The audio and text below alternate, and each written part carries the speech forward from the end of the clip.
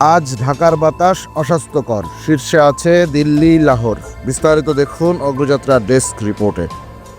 বিশ্বের দূষিত শহরের তালিকায় শীর্ষে রয়েছে ভারতের দিল্লি। শুক্রবার 31 জানুয়ারি সকাল 10টার দিকে আন্তর্জাতিক বায়ুমান প্রযুক্তি প্রতিষ্ঠান আইকিউ এয়ার থেকে এ তথ্য জানা যায়।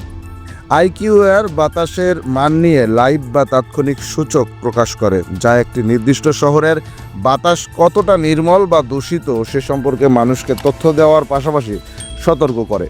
বায়ু দূষণের তালিকায় শীর্ষে থাকা দিল্লির স্কোর 326, অর্থাৎ এখানকার বাতাসের মান নাগরিকদের জন্য খুবই ঝুঁকিপূর্ণ। পাশাপাশি তালিকায় 2 নম্বরে 282 স্কোর নিয়ে আছে পাকিস্তানের লাহোর।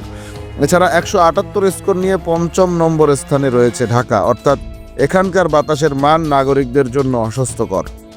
একিউআই স্কোর 0 থেকে 50 পর্যন্ত ভালো হিসেবে বিবেচিত হয়। 51 থেকে 100 পর্যন্ত স্কোর মাঝারি হিসেবে গণ্য হয়, আর সংবেদনশীল গোষ্ঠীর জন্য অস্বাস্থ্যকর বিবেচিত হয় 101 থেকে 150 স্কোর। অন্যদিকে স্কোর 151 থেকে 200 হলে তাকে অস্বাস্থ্যকর বায়ু বলে মনে করা হয়। পাশাপাশি 201 থেকে 300 এর মধ্যে থাকা একিউআই স্কোরকে খুবই অস্বাস্থ্যকর বলা হয়। এ অবস্থায় শিশু, প্রবীণ এবং অসুস্থ রোগীদের বাড়ির ভেতরে এবং অন্যদের বাড়ির বাইরের কার্যক্রম সীমাবদ্ধ রাখার পরামর্শ দেয়া হয়ে থাকে।